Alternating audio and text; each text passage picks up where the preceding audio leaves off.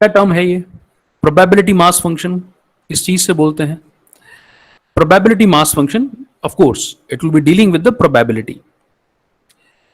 So, how does it defined? It is defined like this. It specifies the probability of a random variable taking each of its possible values. कोई एक random experiment के जो outcomes हैं उन outcomes के occurrence की probability क्या है उसको डिफाइन करने के लिए इस टर्म को स्पेसिफाई किया जाता है, ये टर्म यूज किया जाता है, probability mass function. Right. Example देखने की कोशिश करते हैं. मुझे उम्मीद है एग्जाम्पल उदाहरण से ये चीज आपको और ज्यादा क्लियर हो पाएगी. एग्जाम्पल है, let us plot the probability mass function for a random variable which is specifying number of heads in the experiment of tossing a coin twice. वही एग्जाम्पल है, रिविजिट कर लेते हैं. एग्जाम्पल सेम है, दो कॉइन को एक साथ टॉस किया या एक कॉइन को दो बार टॉस किया. जो सैंपल पॉइंट्स हमारे पास क्रिएट होने वाले हैं वो सैंपल पॉइंट्स कुछ इस तरह से रहने वाले हैं. सो सैंपल स्पेस बनने वाला है head head, head tail, tail head and tail tail. इस तरीके से चार आउटकम आपको दिखाई देंगे और आपने जो रूल अप्लाई किया है वो रूल अप्लाई किया number of heads in each of the possible outcome. Hence जो रैंडम वेरिएबल क्रिएट हुआ है x, वो रियल लाइन पर हेड हेड को मैप करेगा नंबर 2 के साथ, हेड टेल और टेल हेड को मैप करेगा नंबर 1 के साथ, टेल और टेल को मैप करेगा नंबर 0 के साथ. यहां तक की कहानी मुझे उम्मीद है आप लोगों को स्पष्ट है, इसमें कुछ नया नहीं है.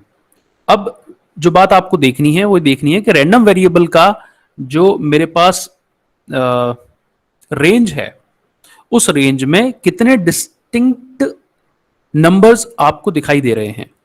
So what you observe in capital x, 3 distinct points और 3 डिफरेंट नंबर आपको दिखाई देंगे जो होगा 0, 1 एंड 2.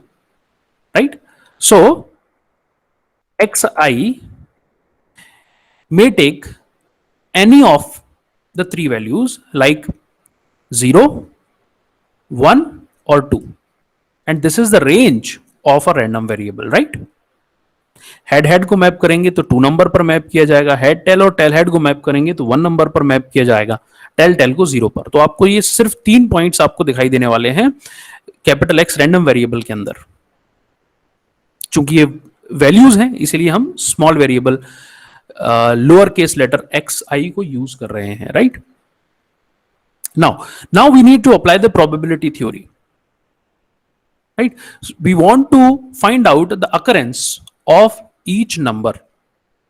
प्रोबेबिलिटी थ्योरी जैसा कि आप लोगों को स्पष्ट है, probability theory says probability of x of any event x I equals to probability of x equals to x i. That means if I need to find out the probability of occurrence of 0 के occurrence की probability क्या है, आप लोग बता पाएंगे कि इन 4 में से कोई भी एक इवेंट इक्वल प्रोबेबिलिटी के साथ अकर हो रहा है और 0 जो है वो एक सैंपल पॉइंट टेल के साथ एसोसिएट किया गया है. इसीलिए 0 के occurrence की probability will be px of 0 which is equals to probability of x equals to 0. x जब 0 की वैल्यू होल्ड करेगा तब वो प्रोबेबिलिटी हो सकती है और वो प्रोबेबिलिटी होने वाली है 1/4. इन 4 में से सिर्फ एक बार 0 आने वाला है. Right. Same way we can calculate the probability of occurrence of 1. 1 जो है वो आप ऑब्जर्व कर पाएंगे इसके अकरेंस के लिए 2 इवेंट्स को मैप किया गया है, हेड टेल, टेल हेड.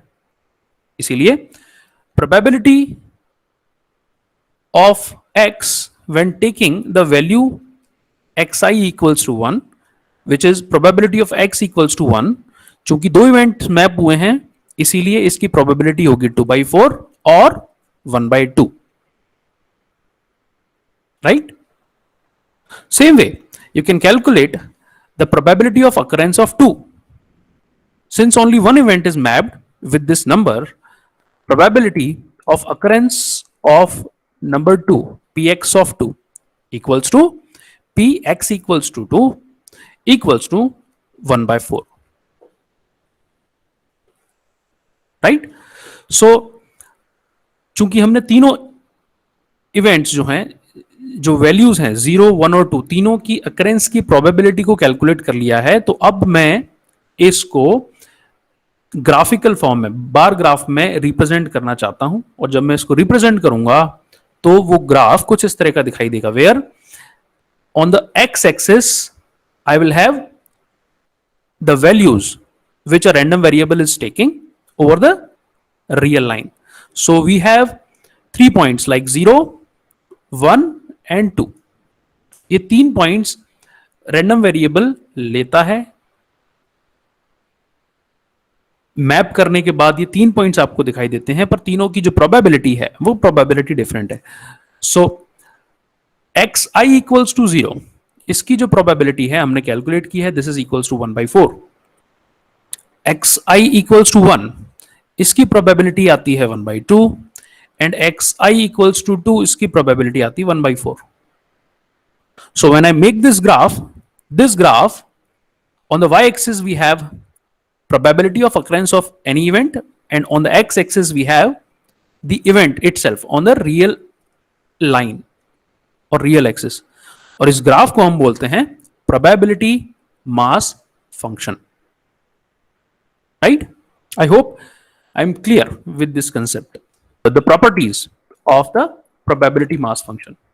तो सबसे पहली प्रॉपर्टी जो है वो क्या होगी? चूंकि ये प्रोबेबिलिटी का फंक्शन है, इसीलिए किसी भी इवेंट की प्रोबेबिलिटी 0 और 1 के बीच में लाई करती है। Hence property number 1 says the probability of any event xi will lie in between the range of 0 to 1. It cannot exceed 1, it cannot fall below 0. So this is the property number 1. Property number 2 says इन सारे events की probability का जो सम होने वाला है that will be equals to 1 always. So the summation of I for all the events, probability of each events when summed together will produce value which is equals to 1. So this is property number 2, right?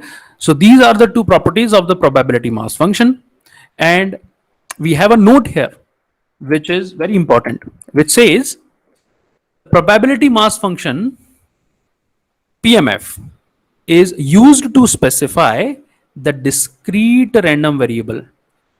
Make sure PMF is defined for the discrete random variable.